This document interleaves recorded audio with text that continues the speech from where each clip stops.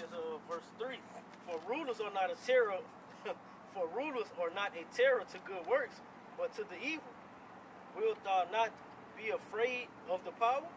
Do that which is good, and thou shalt have praise of the same. Right. For he is the minister of the Most High to thee for good. But if thou do that which is evil, be afraid. Right. For he bare not the sword in vain. For he is the minister of the Most High, a revenger to execute wrath upon him that doeth evil. Right. So that's a just balance. Right. You know, and in verse 1 it said, well, let every soul be subject unto the higher power. So ultimately, hey, no matter what you do, you're going to do what Yahweh Shem Yahshua want. You know, whether you be on the left-hand side or you be of the elect. You're a fucking puppet. Period. Y'all are. Some for righteousness' sake, some to be. All things are made for the Most High, even the wicked, for the day of destruction. Right. Okay? This is Ezekiel 3 and 26. Man, spider webs out there this month.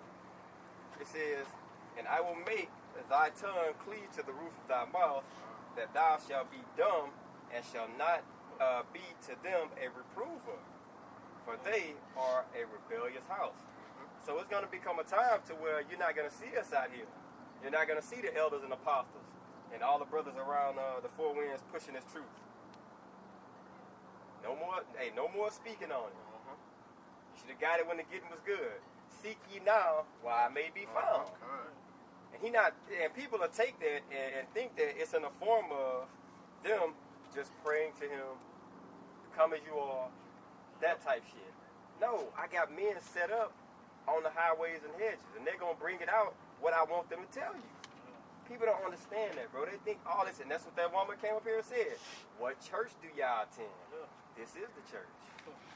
You know what I'm saying? They think gain is godliness, and they say, okay, what she really seen was, man, y'all just 5 niggas up here bringing out, reading the Bible. That's it. You know what I'm saying? This Amos chapter 8, verse 11. Behold, the days come, said the Lord Yahweh, that I will send a famine in the land, not a famine of bread, nor of thirst for water, but the hearing of the words of Yahweh Shem Yahshua. Right. And that's gonna be that's gonna hurt, you know, because now you have no lead path to Yahweh Shem Yahshua. Because what? He gonna pour out his spirit unto you from his men that he set up. Right. All you got is your pastor that's gonna tell you to go take that chip. And they not even gonna tell them nothing. They ass gonna already have the chip and burnt off. Niggas slipped out the back door and they ass. This second verse was 9, 1, we'll read to 13. It says, he answered me then and said, measure thou the time diligently in itself. And when thou seest part of the signs past, which I have told thee before, then shalt thou understand that it is the very same time wherein the highest will begin to visit the world which he made. So you got to understand, bro, all kingdoms and rulerships came to an end. Right. And it came by the hands of Yahweh Shem Yahshua. Because that's the will he has set up. That's the path he has set up. It says, therefore, when there shall be seen earthquakes and uproars of the people in the world, then shalt thou well understand that the Most High spake of those things from the days that were before thee, even from the beginning. So it's a separation now. It's time for everything to be revealed. It says, for like as all that is made in the world hath a beginning and an end. So everything that has a beginning has an end except for our kingdom. It says, and the end is manifest. So it's going to be made known to you. I'm going to show you what's going to happen. It says, even so the times also of the highest have plain beginnings in wonder and powerful works, and endings in effects and signs. And everyone that shall be saved and shall be able to escape by his works, that's the way you're going to get out of here, by your works, okay? And by faith. Y'all ain't hear me. Y'all ain't hear me, bro. That's 2 components. Whereby ye have believed shall be preserved from the said perils, and shall see my salvation in my land and within my borders, for I have sanctified them for me from the beginning. It says, then shall they be a pitiful case, which now have abused my ways, and they that have cast them away despitefully shall dwell in torments, for such as in their lives have received benefits and have not known me, and they that have loathed my law. And this is loath. It says to hate someone or something. So you hated the laws of Yahweh Bashim Yahushua. Now you're in torment. Okay? It says, and they that have loathed my law while they had yet liberty, and when as yet place of repentance was open to them, understood not, but despised it. The same must know it after death by pain. And therefore be thou not curious how the ungodly shall be punished, and when, but inquire how the righteous shall be saved, whose the world is, and for whom the world is created. Okay? So, hey bro, I see why Esau took the Apocrypha out of the Bible, bro. It's some cold hard shit in it. Damn, somebody around this bitch smell like gasoline. There's the Edom right by here. I like bringing that toxic ass shit. Yeah, freeze, go ahead, bro. I just Wisdom of Solomon, chapter 5, verse 1. Damn. Then shall the righteous man stand in great boldness before the face of such as have afflicted him, and made no account of his labors. When they see it, they shall be troubled with terrible fear, and shall be amazed at the strangeness of his salvation, so far beyond all that they looked for. Because what? Just what you had read, whenever they basically was receiving this truth, what they did, they despised it. It said they loathed. Right. They hated it. Made no account of their labor. Uh-huh. Labor is what works. Right. Exactly. It says, so far beyond all that they looked for. Right. So they didn't know that the truth was right in front of their face, but what, they looked past it. Right. And they was expecting something miraculous and Uh-huh. that sounded good. You know what I'm saying? It was like, it's simple.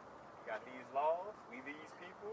I mean, you want to jump through loops when something's sitting right there. It's locked, yeah. What did the Apostle Paul say? He said that I come not to you with extravagant words, just so to speak. Eloquent. Yeah, eloquent words. He wasn't coming to you with what? With a miraculous speech or trying to entice you. He's telling you the truth. He say, Apostle Paul, like shit, I come straight for business. I don't care Uh-huh. about what you do in What your you do personal for- life. Yep, kind. Hey, I'm coming straight for business. You gonna get your ass right, or you gonna be put to death. And they repenting and groaning for anguish of spirit shall say within themselves, On the mic. this was he whom we had sometime in derision Right. and a proverb of reproach. Like shit, this is he who we what basically scoffed, Shit it on. shitted on. It says we fools accounting his life madness. So they describing themselves as fools. Accounting his life madness, like shit, man, them niggas crazy for that. And his end to be without honor.